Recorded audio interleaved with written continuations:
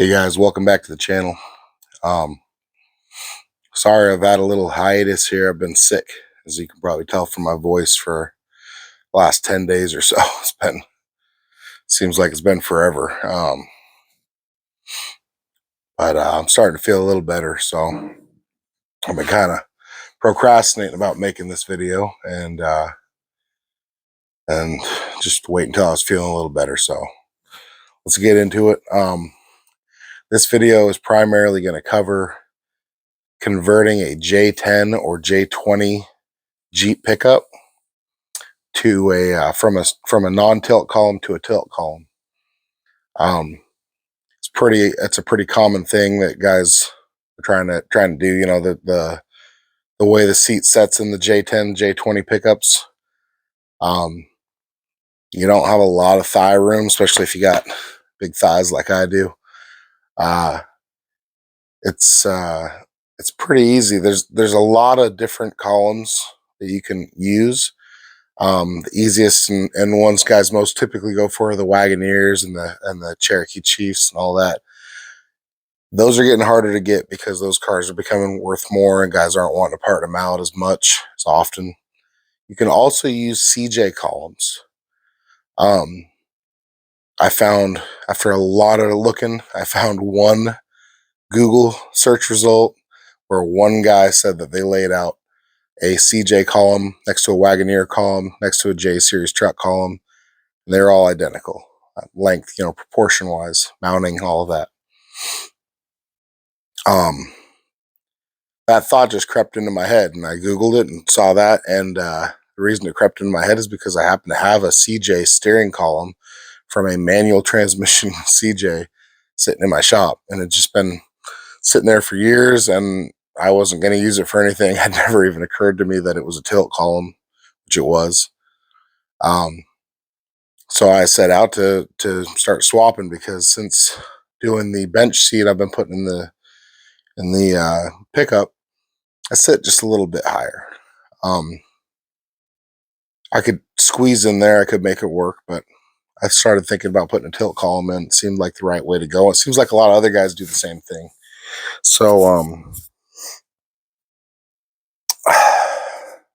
laid them out. Columns are the same length.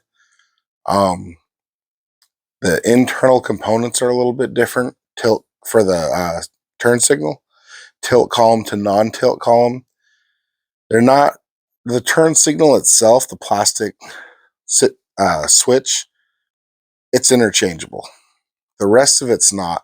It looks like it would be, and you would never know it unless you're laying out a non-tilt column next to a tilt column, taking the best components of each one, making a super column like I was doing. It took me a while to figure out why it wasn't going back together, and that's because the tilt columns have just a little different amount of shaft sticking out. And because of that, if you look really closely, the lockout ring, so like the security ring that when you rotate the wheel and it locks it, it's conical, and the retainer's conical, so meaning it dips in a little bit further, which allows the lock ring to get into position. I definitely was scratching my head on that one for a bit. So if you run into that, that's why they're not the same. My best bet, I think, because the CJ column did not have the security lockout ring, so I have to harvest one off of something else. Fortunately, it's a GM column, which means it's the same column that was on a Corvette, on a Buick, on a number of different cars. So I'm thinking I can just harvest parts out of something else that's a little less desirable, maybe, and try to find a good deal there.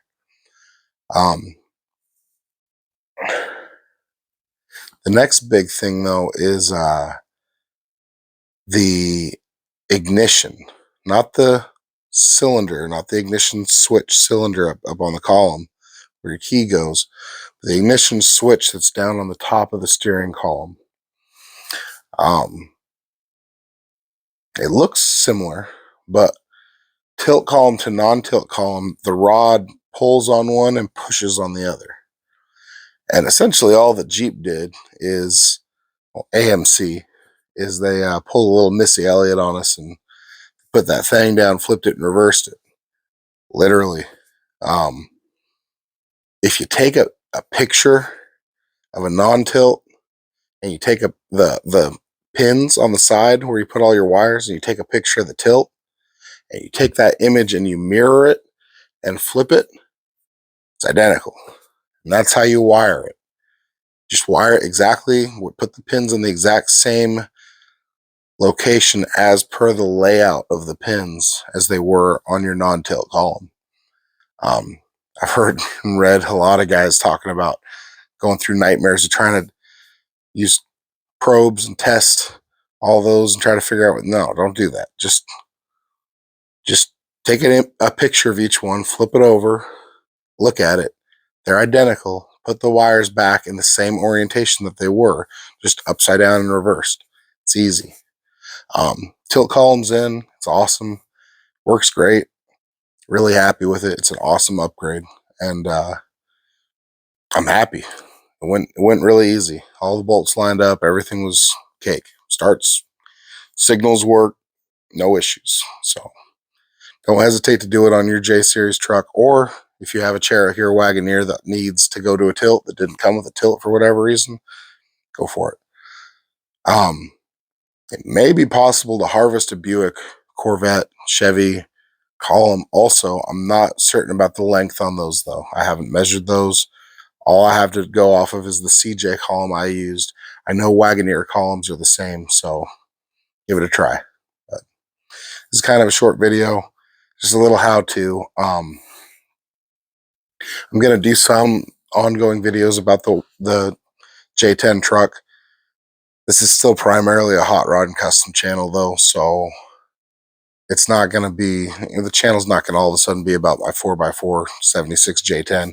It's going to be about hot rods and customs. I'm sure you guys are wondering what the story is on the Triple Crest Roadster. I've been trying to figure that out myself. I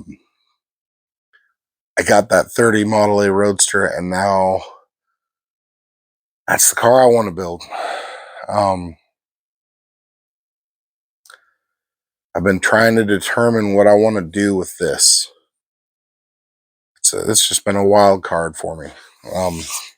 Of course, you know how it goes. I'm itching to get to work on that thing.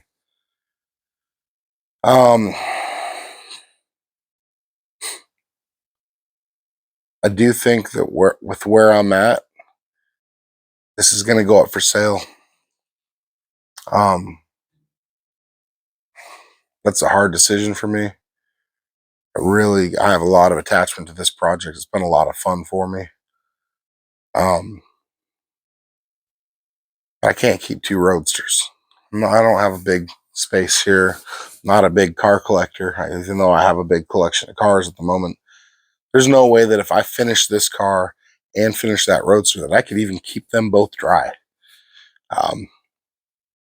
Not without having no place to work anymore. I'd have to fill my entire work area with those two cars. So I'm going to sell this. I haven't decided yet at what point I want to sell this. I think I still want to put that 49 Lincoln flathead in it. So I'm still going to do the Will It Run video. I think I'm still going to put it in here. I'm going to finish up the tail lights. Going to finish up some of the body work. Reskin the door, get it pretty put back together for somebody. So I mean, I would hate to see somebody buy this thing and rat rot it.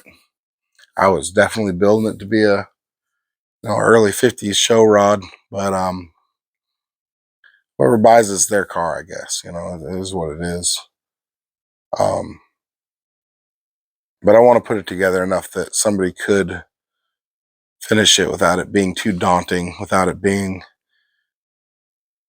too scary, or without leaving it in a position where somebody says, "Oh, it's just a rat rod," because it has rust holes and it's got issues. And they're way too hard to fix. So I'm just gonna rat rod it and leave it how it is. I don't want. I want to fix it up a little bit. I want to get a little more put together.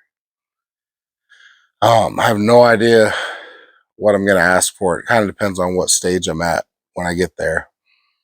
Um, I'll definitely be keeping you guys updated about that. And if somebody's interested, I'll put my email in the. It's in the description. I usually put it in for videos. I don't do it every time, but email's in the description. If you're interested, hit me up. If you don't want the 49 Lincoln Flathead in it and you want to buy it, or maybe you want something else in it, I got a 41 Caddy Flathead. Got a bunch of options around. I got 8BA. I don't know. Somebody could hit me up, steer the build a little bit if they wanted. Otherwise, I'm just going to kind of continue down the path I was on.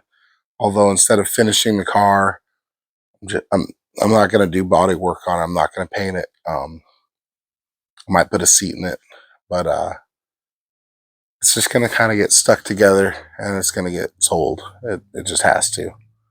I'm going to be on the hunt for a 32 frame. I'm not doing a 30 Model A Roadster without a 32 frame, so that's the way that's going to go. Oh, nightmare. I just missed one in Southern Oregon for $750. I was on it 3 hours after it listed. Friend sent it to me.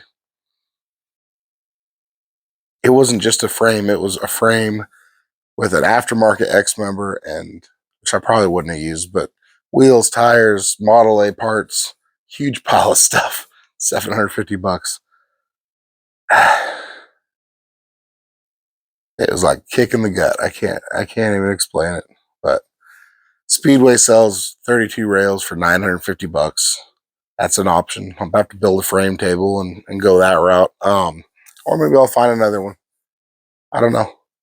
But I'm on the hunt for one. So if anybody in the Oregon, Washington, Idaho area knows of a 32 frame, even if it's a little rough, feel free to reach out to the email or comment.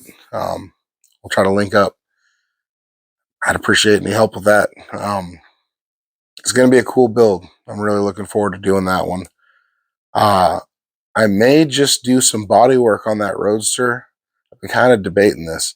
Before this car came along, my 33 Dodge 5-window was the build. This thing stole my attention. Now I've got the Model A Roadster. I'm kind of thinking build series with my buddy Rocky on his Model A Roadster. He has a 3031. I'm thinking we get both of them in here, do the body work side by side. I'll fix some stuff. We'll do some how-to stuff on that.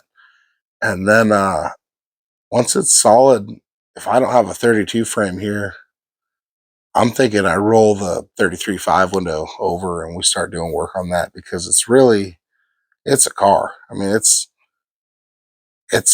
a lot closer. It needs some metal work and it needs a drivetrain, but I got a lot of parts for it. Plus it's Oregon, it rains, so we'll see. We'll see how it all plays out. Just kind of spitballing with you here, but yeah. So anyway, that's the update. Gonna sell this at some point somehow. Gonna do some work on that 30 Roadster, and I'm probably gonna slide the 5-window in and start building that. Appreciate everybody watching.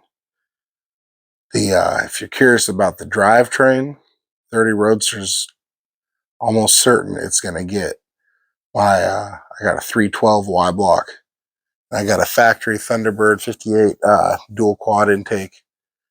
So that with a 39 behind it, 39 gearbox, the 36 banjo that I've been working on, that's probably going to get saved for that. And that's probably the route we're going to go. Thanks for watching. Please like and subscribe and ring the bell. Really appreciate all the subscribers, all the comments. It really helps me out a lot. About halfway to getting the thing monetized, and the growth's been really great. So Appreciate all the positive feedback I've gotten from everybody, and I hope you guys are enjoying the content. Thanks.